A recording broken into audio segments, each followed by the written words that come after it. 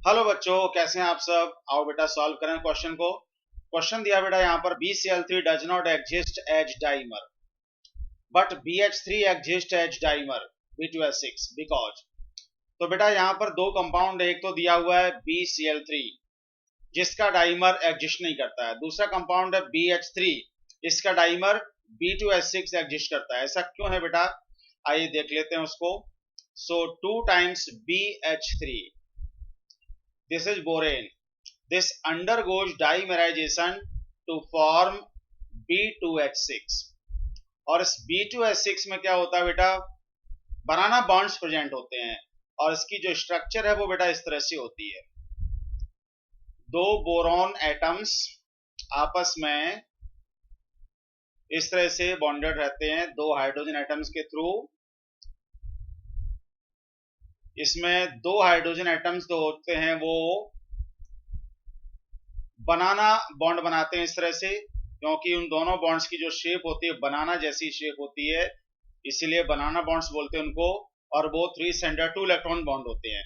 अब ध्यान दीजिए बेटा, यहाँ पर दो बोरॉन एटम के बीच में ये हाइड्रोजन एटम्स प्रेजेंट है।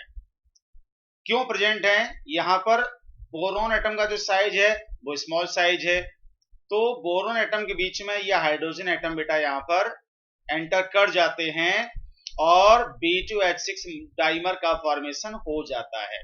तो ये B2H6 का मॉलिक्यूल एग्जिस्ट करता है, मतलब BH3 डाइमर बना लेता है, क्योंकि इसमें कोई स्टेरिक हिंड्रेंस वगैरह नहीं होती है, स्टेरिक क्राउडिंग वगैरह नहीं होती है। लेकिन अगर मैं यही वाली बात अप्लाई करूं BCl3 के केस में, तो यहां पर क्या होगा बेटा, जब BCl3 बनाएंगे उस केस में क्या होगा, बोरॉन एटम तो वही है, बोरॉन एटम का साइज वही है, लेकिन हाइड्रोजन के कंपैरिजन में क्लोरीन एटम का साइज बेटा काफी बड़ा होगा।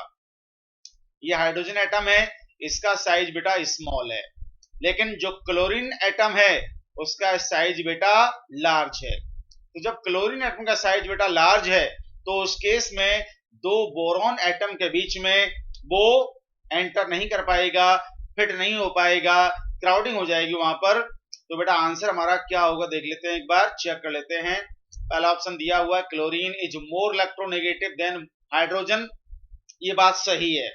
Chlorine is more electronegative than hydrogen, this is correct, but this is not the explanation of this statement. तो आंसर बेटा हमारा फर्स्ट नहीं हो सकता।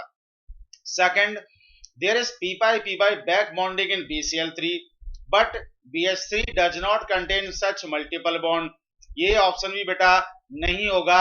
p pi बैक बॉन्डिंग वाला केस भी यहाँ पर अप्लाई नहीं होगा इस वाले केस में। और तीसरा है large sized chlorine atoms do not fit in between the small boron atoms whereas small sized hydrogen atoms get fitted in between boron atoms. बिल्कुल बेटा वही जो मैंने आपको समझाया कि हाइड्रोजन एटम का साइज स्मॉल होने की वजह से वो बोरॉन एटम्स के बीच में फिट हो जाते हैं और B2H6 का फॉर्मेशन हो जाता है। लेकिन हाइड्रोजन के कंपैरिजन में क्लोरीन एटम का साइज लार्ज है, तो लार्ज साइज के क्लोरीन एटम बोरॉन एटम के बीच में फिट नहीं हो पाते हैं, इसलिए ये डाइमर नहीं बना पाएगा। ठीक है बेटा, तो करेक्ट जो आंसर होगा बेटा इसका वो ऑप्शन नंबर 3 ही होगा। ठीक है बेटा, ऑप्शन फर्स्ट नहीं हो सकता, ऑप्शन सेकंड भी नहीं हो सकता। Hope you understand, thank you very much.